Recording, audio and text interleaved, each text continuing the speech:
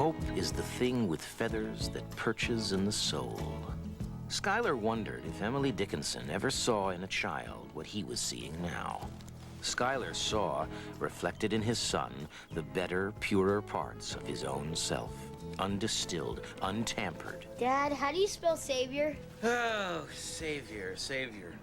As in Buddha, Muhammad, Jesus, Moses. As in Abraham Lincoln. Abraham Lincoln? Okay, listen to this. Lincoln loved the Negro slaves, and so he set them free. And in following the goodness of his heart, he became the savior. Whoa, whoa, whoa. Where did you get that stuff? From school. Show it to me. Okay, what do we got? Oh, come on. Jeez. Dad, you're scaring me. Here, read this. I am not, nor have ever been, in favor of bringing about in any way the social and political equality of the white and black races. I am not, nor have ever been, in favor of making voters or jurors of Negroes. Abraham Lincoln said this? 1858, Charleston. Keep reading. I have no purpose, directly or indirectly, to interfere with the institution of slavery. I have no inclination to do so. Lincoln's first inaugural, 1861. History's pretty complicated stuff. Wow. That's why it's fun. I think you got a better report than you, Prez. But it's due on Friday. Well, I'll help you. Really? I'll go pop some popcorn. Hope might be the thing with feathers, but Schuyler realized some birds need a little help, and that could be an awful lot of fun. Okay, so finally we come to 1914. To a lot of Americans, especially those that were in the rising middle class, the world seemed to be a place of growing peace and growing prosperity.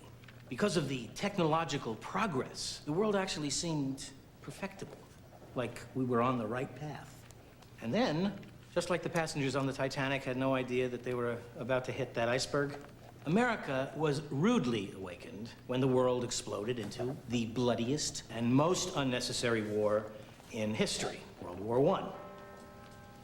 Welcome to the 20th century. Now I want you to read chapter 6, and I'll see you on Wednesday. Thank you.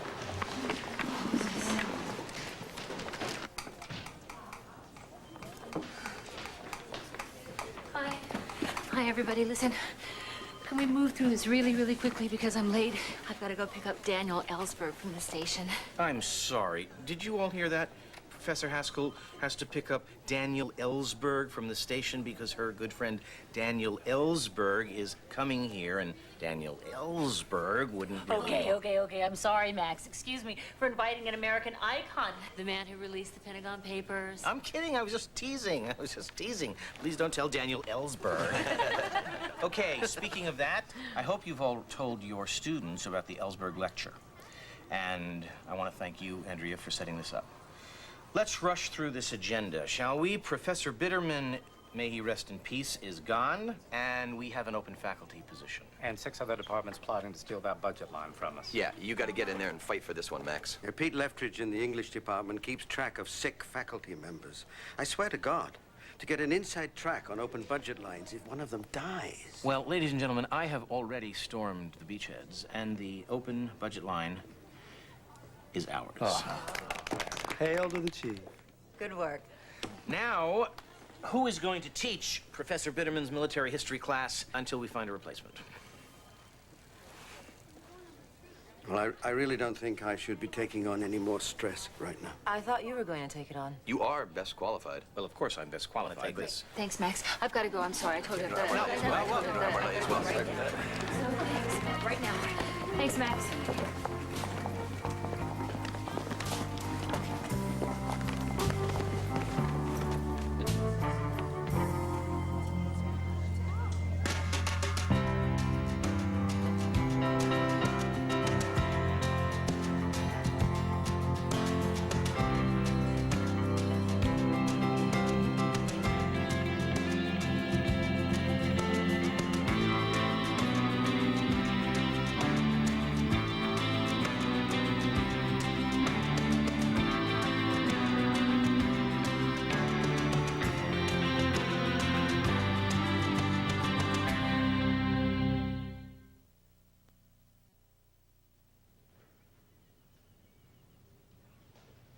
My only regret about the Pentagon Papers is that I didn't release the documents in my possession earlier, in 1964 and 1965.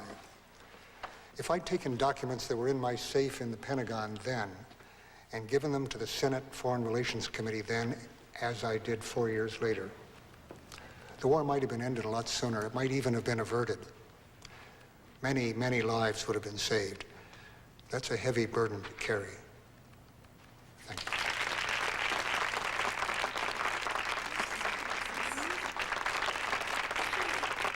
Daniel Ellsberg shows us what courage it takes to have real convictions.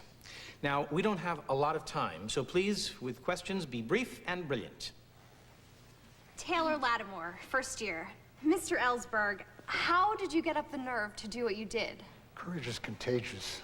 It was meeting young Americans face to face who were on their way to prison rather than take part in a war that they knew and I knew was wrong. Look at them, in total awe of living history.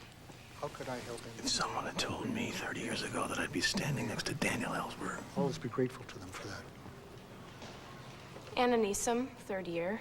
Mr. Ellsberg, how does a person who's been charged with theft, espionage, and conspiracy such as yourself think he has the right to lecture young people? Thanks, Pat Buchanan's a liberal. It was young people, your age, that really showed me the right thing to do in Vietnam. I didn't get it from a lecturer. They showed me by their example, and I'm happy to pass on that lesson to other people. That's pretty smug. You think you're so great because you were this big whistleblower. I think what you did was disgusting. By speaking out against the war during such a sensitive time, you put our country in danger. You don't think we should exercise our freedom of speech, our disagreement in times of crisis? Freedom of speech is one thing, but what you did while our country was at war was unpatriotic. Okay, Anna, I think we all know how you feel. So let's turn the floor over to someone else. Wait, okay, it's fine. Ms. Neeson, do you think I was a better patriot in those earlier years when I was in the Pentagon or in Vietnam, when I was keeping my mouth shut while I knew Americans were being lied into war? Speaking your mind, as you're doing right now, telling the truth is patriotic. It's especially in times of crisis that we need our democracy most. I don't buy that argument. As far as I'm concerned, I think they should have put you in jail. Anna, you've crossed the line. Will you please sit down? Oh, how have I crossed the line? Will you please sit down? You're just trying to shut me up. Because I'm not some ass-kissing, brainless liberal like everyone else in here. What's brainless is this college inviting this man to come and spew sedition. I mean, who's next? Clinton on responsible sex? Oh, that's enough. This class is not about you. Either share the floor or leave. You can't throw me out of my class. It's my class.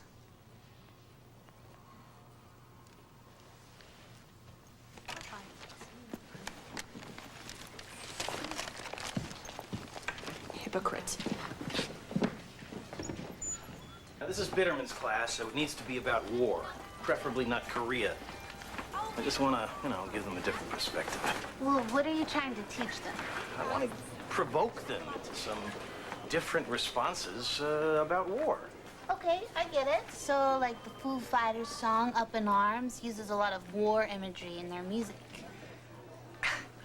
You know, a long, long time ago, before it was hip and cool to be violent, what was hip and cool was peace and love.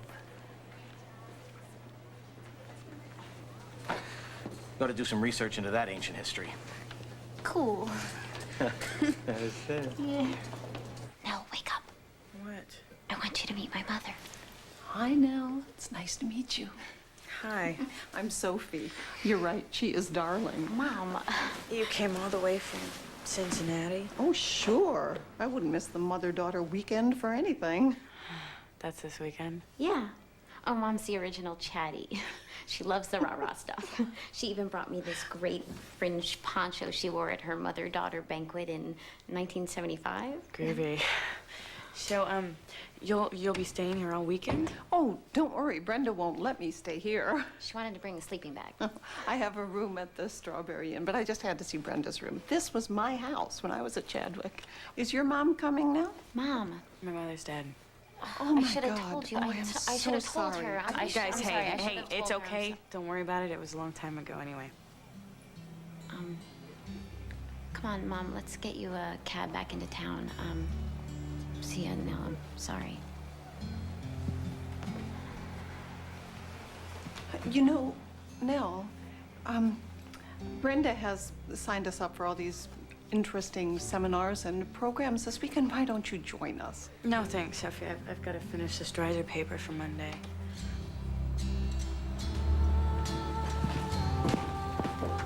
How can they call that an ending? Did he kill the right bad guy, or did he really kill his wife himself? Lila, that's the whole point. He doesn't have a memory. Everything that passed the last 15 minutes is gone. So we just sat for 2 hours for a 15-minute movie? Apparently. Well, I can think of a lot better ways to spend 2 hours. Oh, yeah? Oh. Yeah. Dr. Bickford? I'd like to go now, if it's all the same to you.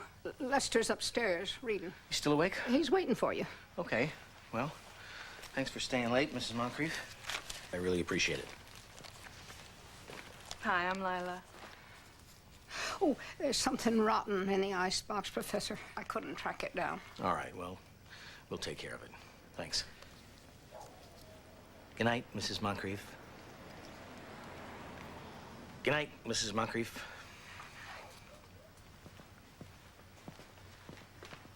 Night. Well, I guess I better go. Why? Well, Lester's waiting for you. Yeah. It's a schoolmate. Max, do your kids know that you're dating? They know that I go out sometimes. Do they know that you go out with me? I haven't figured out the best time to tell them that, but I want to. Well, no pressure. I was just wondering. I'd offer to drive you home, but you drove your own car here, so. Good night. I'm looking forward to remembering the 15 minutes that hasn't happened with us yet. Just 15 minutes? Public mourning in this past decade has developed a style and an iconography of its own.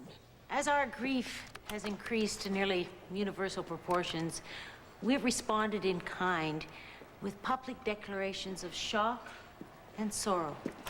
Americans have always grieved in interesting ways. Following Abraham Lincoln's assassination, Victorian death rituals were adopted in America, including the use of hairwork jewelry, which is what we have here. Now, hairwork jewelry grew out of a desire to keep a part of the loved one close to the wearer. It's disgusting. No, it's not. Wearing a dead person's hair? It's whack. Not if it belonged to somebody you loved. Listen, it is so light, so gentle, so escaping from the idea of death, that with a lock of hair belonging to a child or friend, we may almost look up to heaven and say, I have a piece of thee here. Yeah, whatever. You've never lost anyone close to you, so you don't know what it's like when someone just leaves. Freckles died when I was 12, and I loved that dog. It doesn't make me want to have a bracelet made out of his tail. I'm sorry. No, forget it. You find a new job yet? No. Because of the arrest, I have 50 hours of community service to do in the next 3 months. Know what you're gonna do? I think I'll go work at an orphanage.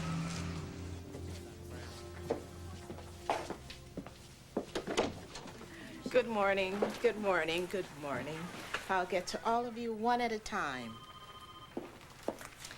Miss Neeson, isn't it? That's a good trick. That's just part of my job. How can I help? I'd like to bring charges against Professor Andrea Haskell. Every chance she gets, she humiliates me.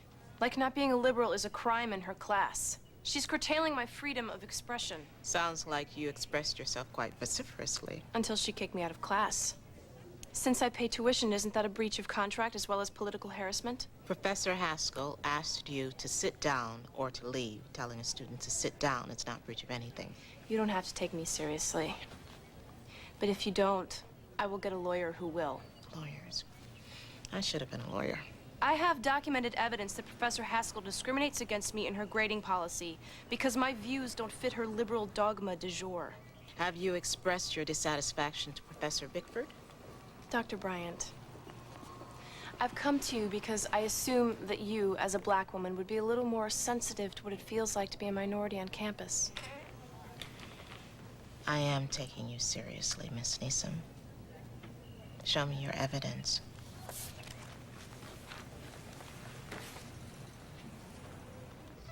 Okay, garlic bread is hot, pasta is ready. Ristorante Bickford is open for business.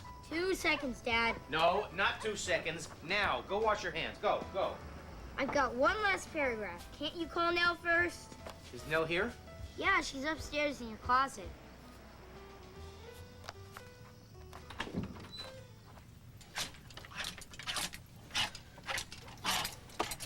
What are you doing? Where are they? Where's what? Mom's clothes. Where'd you put them? Her clothes? Honey, they're gone. Gone where? I gave them away. All of them. You gave all her clothes away. God, Dad. Those were my mother's things. What were you thinking? Honey, there was no sense in keeping any of But that. you should have asked me. It was 5 years ago. So she dies and you just get rid of everything that's hers? Look, you have her photos. You have her books. But nothing that she actually wore. You never asked me for anything. So you just threw them away. Nell? Nell!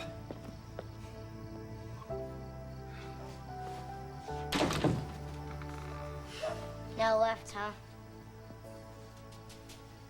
Guess you won't be staying for dinner. I read in my paper. Slammin'. You want to read it? Not right now, Prez. Okay?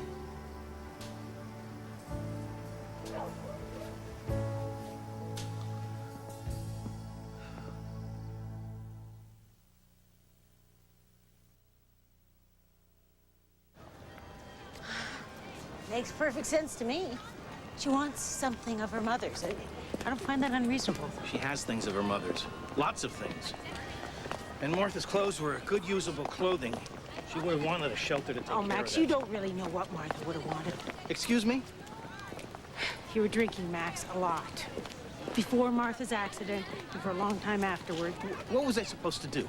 Keep the clothes forever? Huh? All of Martha's clothing hanging in the closet, her jeans, her sweaters. I couldn't stand it anymore. It hurt too much. So I packed them up, put them in boxes, put it in the garage, and eventually I called a shelter. Who knew that would cause such a problem? We played Earth, Wind, and Fire records endlessly. We smoked clove cigarettes. We thought we were so cool. Mom, I can't even imagine you smoking. Oh, I'd hardly call it smoking. We just like the smell. Friends, why don't you ever wear your hair pulled back? Mom, I like it this way. All right, but you have such a pretty face. Let's forget about Korea for a while. All right? We've had enough of that. Thank you. I would like to talk to you today about another aspect of war. A human aspect. Listen to this. Last Monday, I went on my first hunter-killer operation. The frightening thing about it all is that it is so very easy to kill in war. You are scared, really scared, and there's no thinking about it. You kill because that little SOB is doing his best to kill you, and you desperately want to live, to go home, to get drunk, or walk down the street on a date again. And suddenly, the grenades are not going off anymore, the weapons stop, and unbelievably fast, it seems. It's all over, and you're alive because someone else is either dead or so anxious to stay alive that he's run away and you are the victor, if there is such a thing in war. Letter was written from a kid in Vietnam to a friend at home. If hearing that war is this horrible nightmare made any difference, war would have ended eons ago. It's not exactly a secret. I agree. Is there such a thing as a good war? No. Yes. No. It doesn't matter. I mean, men love war. They can find a reason if they have to. Men as in males or men as in people? I think people. Although you don't see many women starting wars. That's because you're not looking hard enough. Maybe we're just not that anxious to die for our country. Well, maybe some of us are. Men don't just fight for country, they fight for ideology, they fight for God, they fight for family, they fight for their buddies. That's just what they tell the men, to get them to fight. That it's going to be this noble, bonding experience. Then after they die, nobody remembers them. Well, you need to do something to get them to go. They're not crazy, but sometimes they have to go. Well, there's another way to look at it. Tell us. Well, I'd rather sing it than tell it.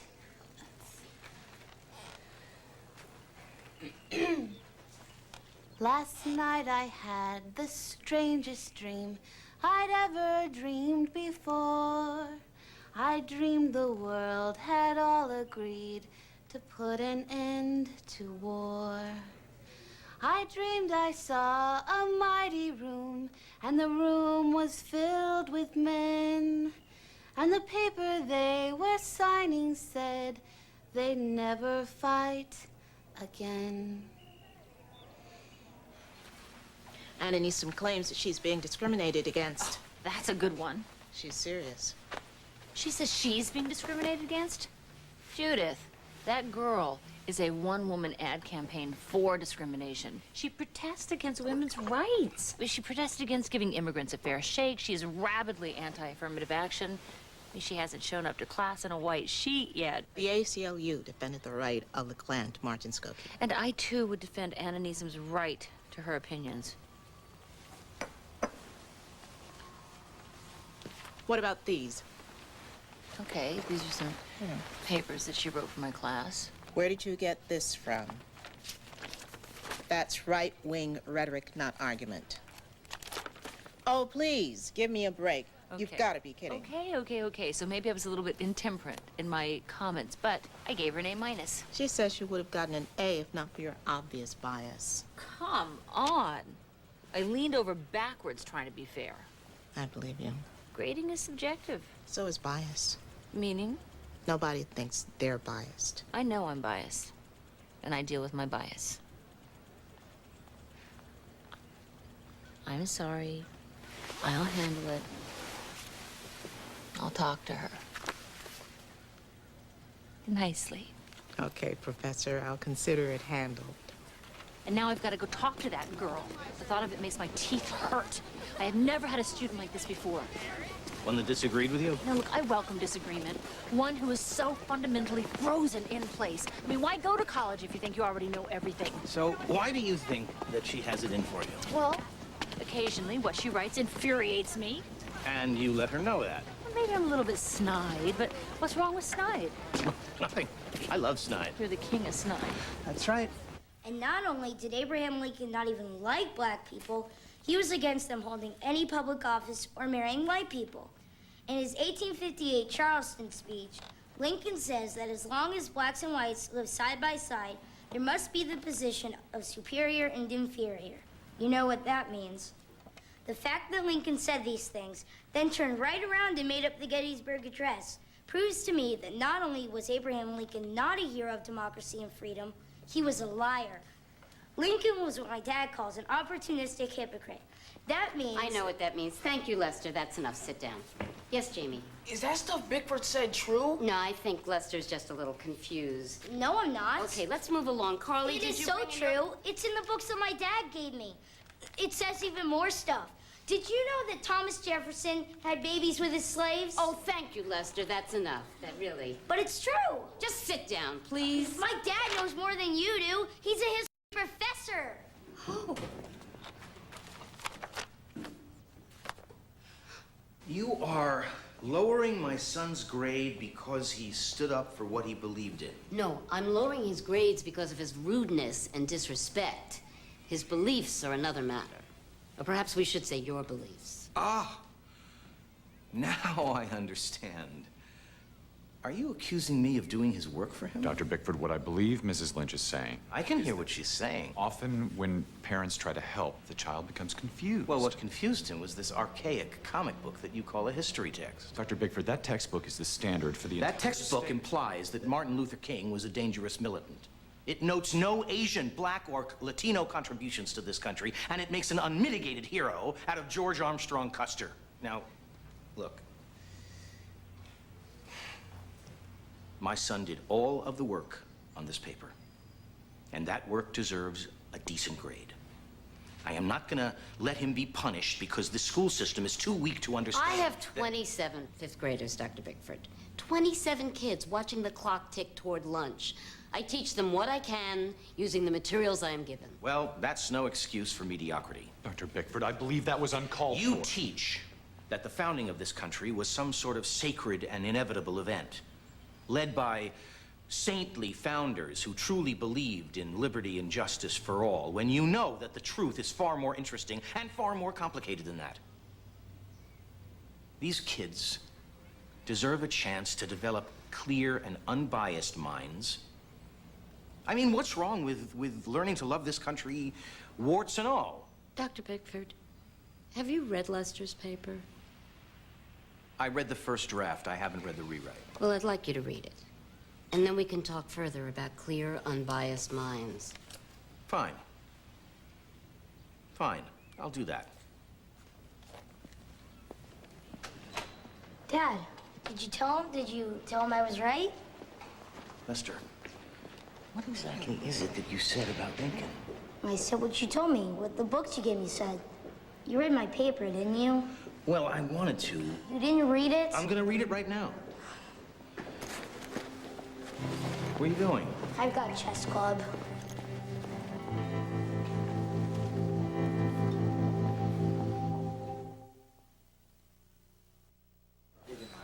All right, people, let's get going.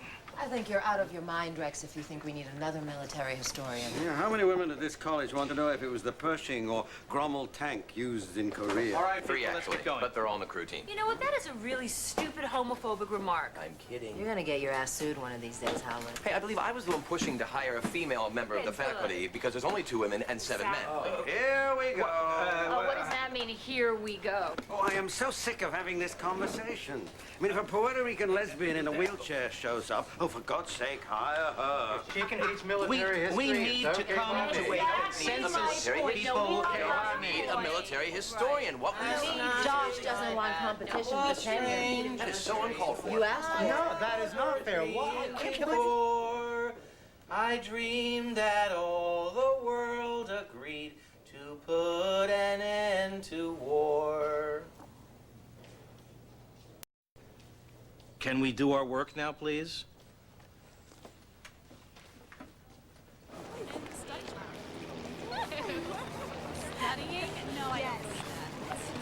Hey, is my watch wrong again, or is it mealtime and a Bickford is meeting? I'm not hungry. Okay, I'm hiding out. I don't feel like hanging out with my roommate and her Twinkie mother. Spazzing about shopping in their ridiculous little seminars and what to wear to their idiotic mother-daughter banquet. The 2 of them are driving me nuts. Your dad told me about your mom's clothes. Yeah, it's not a big deal. I don't even care anymore.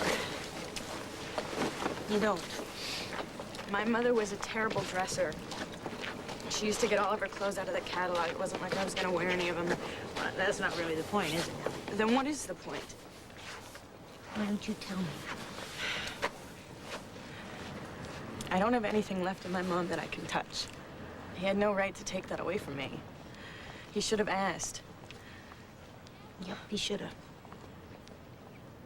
I wonder what Martha'd say to all of this. She would have yelled at Dad. She would have called him a fricasseed ass. Yeah, your mom always did have a way with words, didn't she? She had a way with everything. Except clothes. I bet she'd even love going to that idiotic banquet with you. Maybe. Now, it'd be a way to honor her. What, go with myself? The fricassee, no way. It's just a suggestion, but it doesn't have to be your mom. You can honor your mother and force your dad into a new suit, and I think Martha would really dig that. Yeah, I bet she would.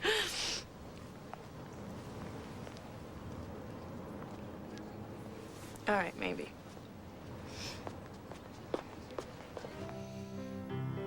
For all of my life, I have believed that honest Abe Lincoln was the perfect president. And aside from my dad, Lincoln was the kind of man I thought I would like to be. I thought he was a man who had courage and strength, and he was not afraid to stand up for what he believed in, even if he was alone. I found out a few days ago that everything I thought about Lincoln was all wrong. Oh, boy. Something began rumbling in Schuyler's gut, something with heavy footfalls and a stovepipe hat. Lincoln had said, truth is generally the best vindication against slander. What then should protect an innocent from the savagery of truth? Oh, boy. You wanted to see me? Yes, Anna, I did. Won't you come in?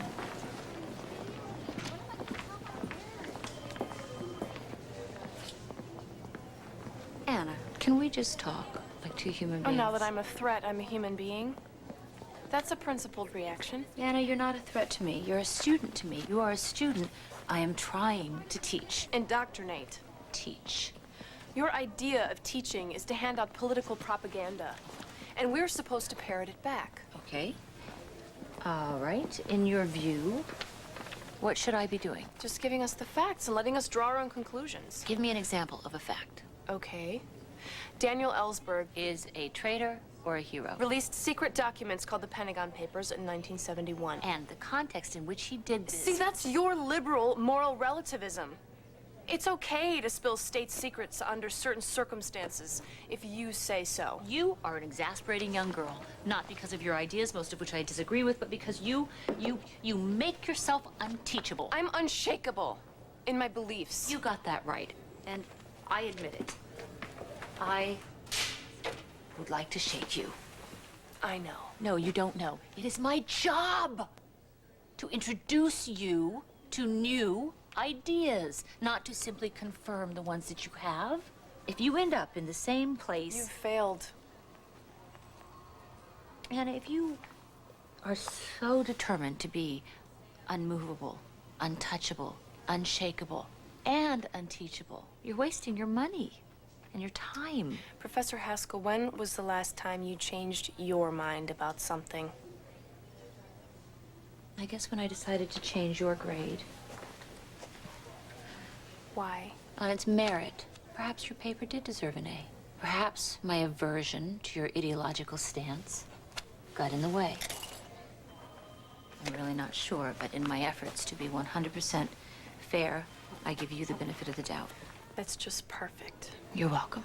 It's perfect because you're a liberal who doesn't even have the courage of her convictions. You just wanted to get off the hook. At least Ellsberg stayed the course. I'm sorry, but I am not withdrawing my complaint about you.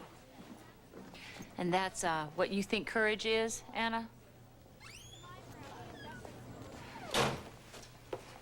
In the 1950s, CCNY had a basketball team. It was unparalleled. They were New York's Golden Sons. They were supermen.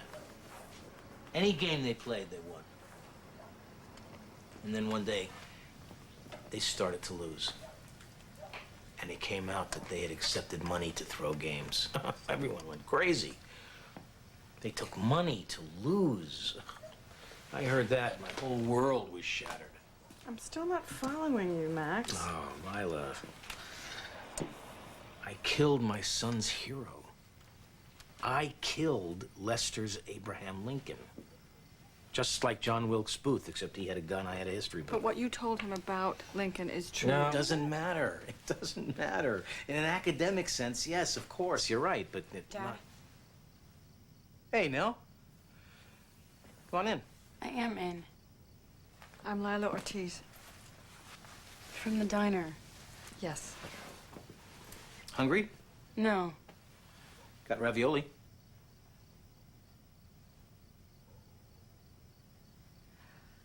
I think I'm going to use the restroom. So you're not hungry. Did Lester call? I have to have a reason to come over here now? I didn't say that. I actually did have a reason, but forget it. Does Lester know that she's here? I am allowed to have guests in this house. Then why are you sneaking them in? I am not sneaking her in. Lila is my friend and my guest, and someone I care for the first time since your mother... That's great, Dad. Just great. I'm happy for you.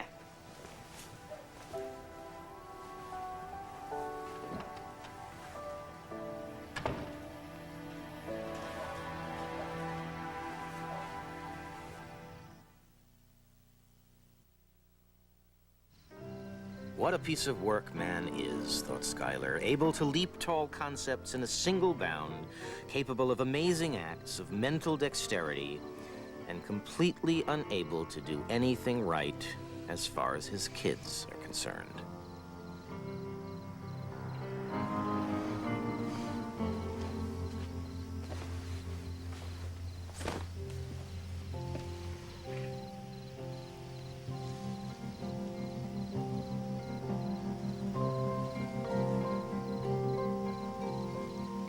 What she does to me is wrong.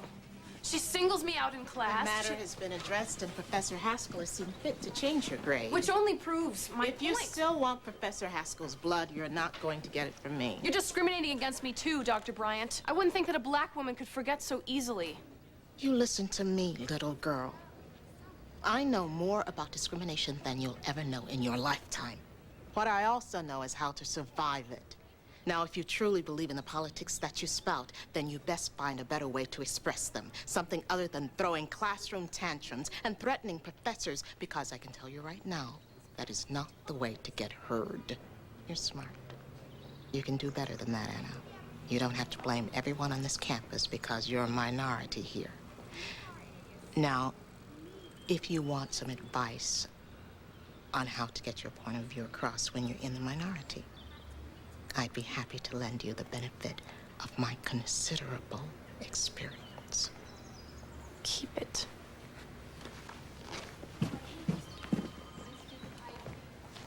Of course.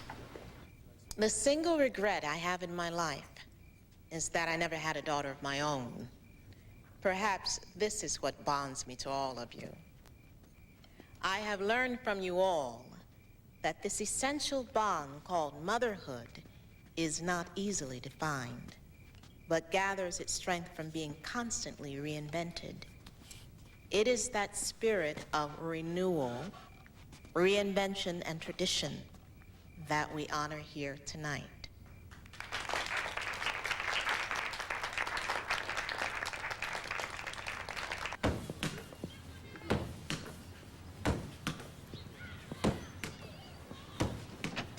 Hey, you want to shoot some hoops? No, Let's talk about Abraham Lincoln. I don't want to. Well, I do. You know, in spite of what I said, Abraham Lincoln's a pretty great man. Dad, Hey, you know what a great man is? you're gonna tell me, right? Yes, I am.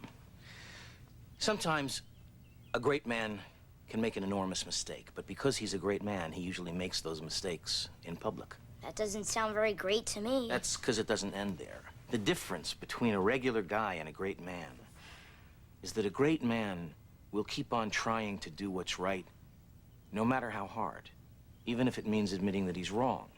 A great man rises to the occasion. And Lincoln was like that? Well, Lincoln wanted, above everything else, to save the Union. This was something he thought was worth fighting a war for. He thought it was worth dying for. So in the end, what he did was a really great thing. Now, you can say, I guess, that Lincoln was a hero. Who can tell me what a hero is? Captain. A hero is someone who does something worthwhile for other people, maybe even sacrificing their own life. Excellent. What else? A hero is somebody you admire and want to be like. Great. Who do you want to be like? My mom. She's a firefighter. Or I'd like to be an Olsen twin.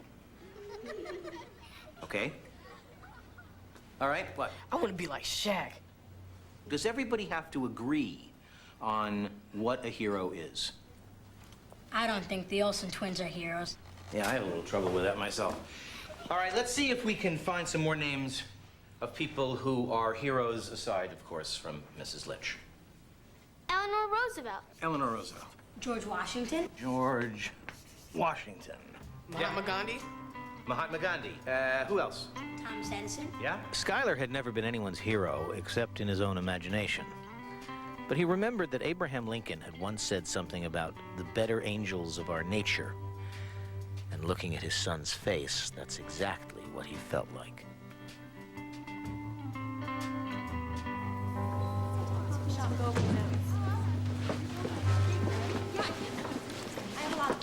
Hi. Hi.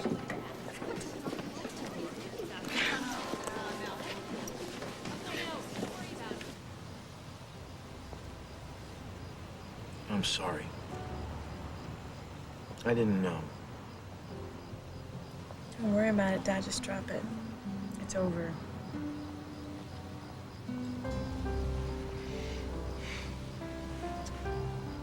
If I could change the past, I would. So you're dating now, huh? Yeah? Little? You like her a lot? I think so. I guess you must get pretty lonely sometimes. I know I do.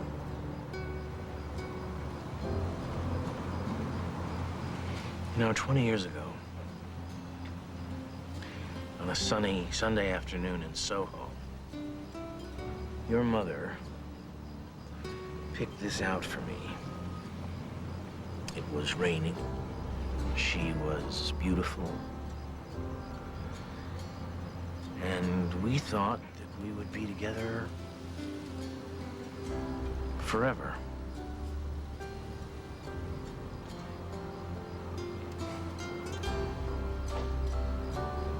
She would have wanted me to give you this.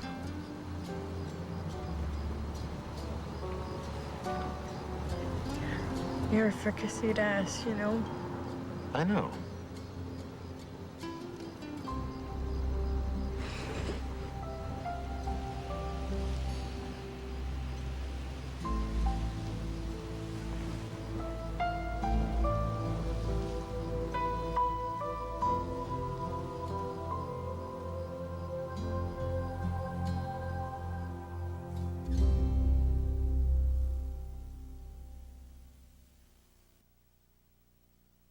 Next on The Education of Max Bickford. So where's Steve? Steve? Yeah, your best friend, my ex-husband. Poor Nolene. What? She's in for such a shock. Emotional events that have shaped you make you the person that you are. Like having parents who are Holocaust survivors. Exactly. Or like finding out that one parent cheated on the other. Did you tell Nell about you and me? Matthew Modine and Vanessa Redgrave in Jack and the Beanstalk, The Real Story. CBS Next. 3 teams remain on TV's best reality show. Awesome. Wednesday on The Amazing Race, a clue is hidden in the Great Wall of China. It's gotta be up there. And you're not gonna believe where they have to go next. Oh my God. The drama is real. There are no seats at all. The competition fierce. Go, go, go. One slip and it's over. All new Amazing Race.